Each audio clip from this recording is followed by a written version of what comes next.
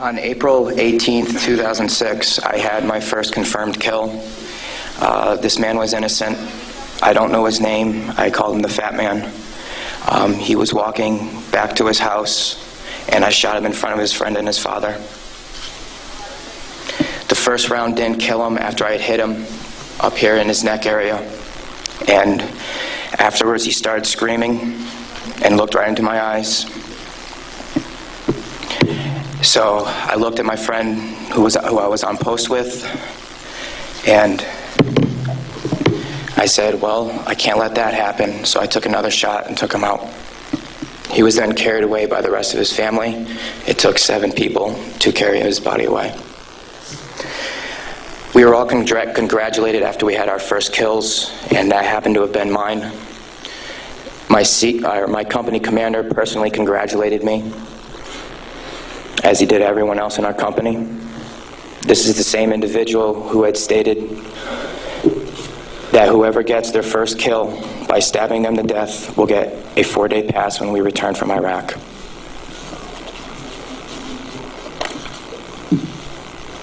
There was one incident where we got into a firefight just south of the government center, about 2,000 meters.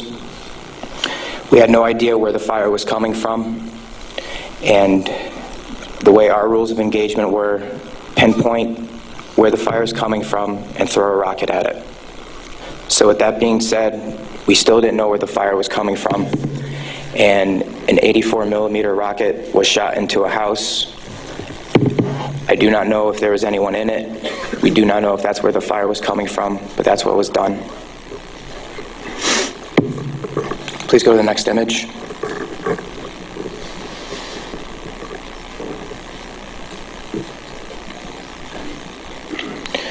This man right here was my 3rd confirmed kill.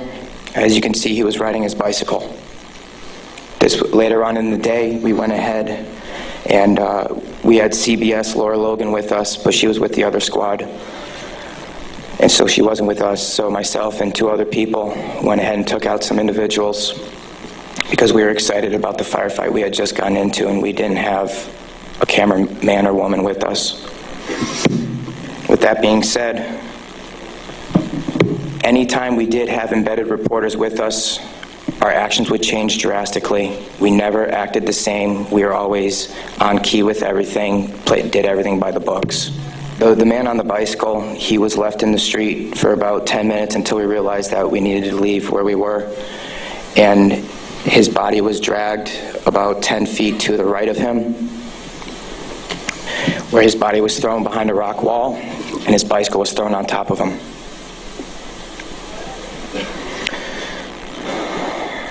Another thing that we used to do a lot was recon by fire, where we would go ahead and try to start a firefight if we felt threatened in any way, shape, or form.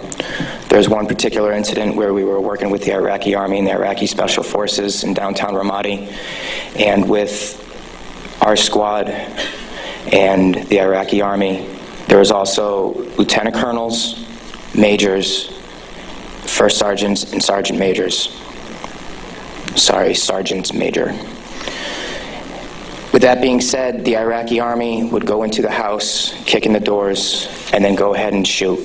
And there were loud bursts of machine gun fire. We thought we were taking fire, but then we later found out that it was them.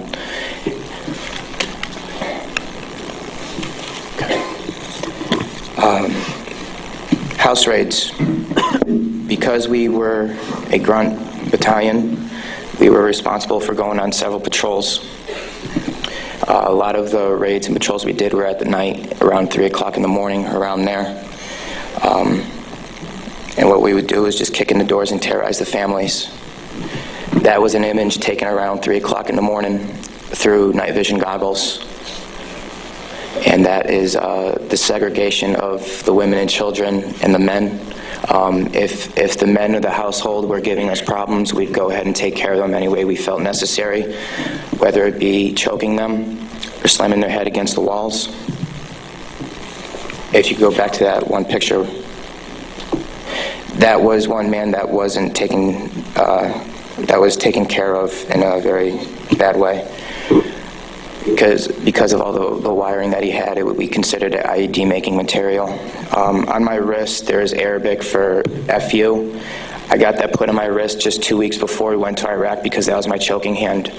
And anytime I felt the need to take out aggression, I would go ahead and use it. Please go to the next picture. Next.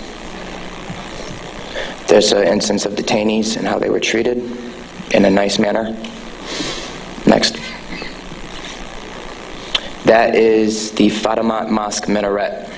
As you can see, it is written with bullet holes and holes in the top of it. Those were from mortars. And the next video that I'm going to show you is a tank round that went into that minaret, where we weren't sure if we were taking fire or not.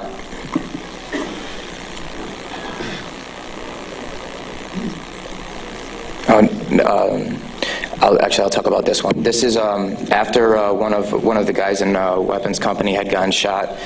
This is a way that we would take out our aggression.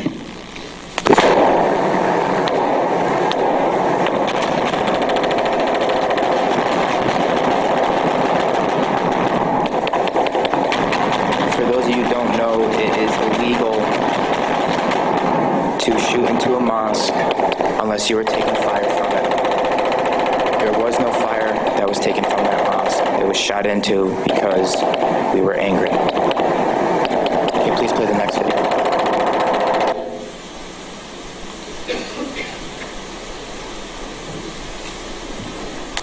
We are on ice cream, trying to suppress the blue and white minaret named Fatima al-Zahra.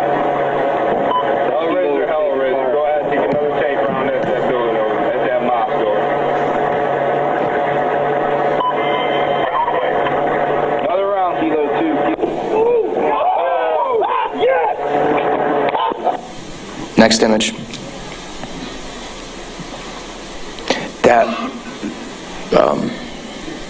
Okay. With that being said, there's many more stories and incidents for me to talk about, although we don't have the time to.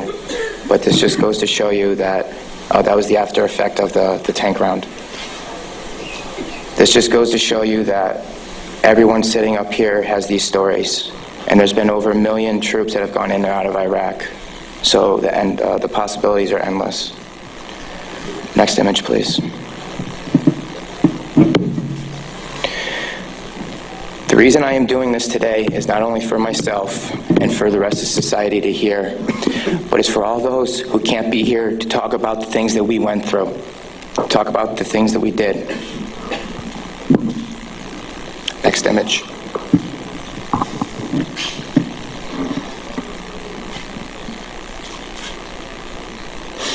Those 4 crosses and this memorial service were for the 5 guys in Kilo Company, 3rd Battalion, 8th Marines that we lost.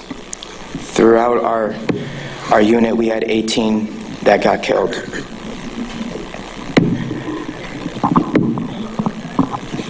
With that being said, that is my testimony. I just want to say that I am sorry for the hate and destruction that I've inflicted on innocent people. And I'm sorry for the hate and destruction that others have inflicted on innocent people. At one point, it was okay, but reality has shown that it is not, and that this is happening, and that until people hear about what is going on with this war, it will continue to happen, and people will continue to die. I am sorry for the things that I did. I am no longer the monster that I once was. Thank you. Former Marine John Michael Turner.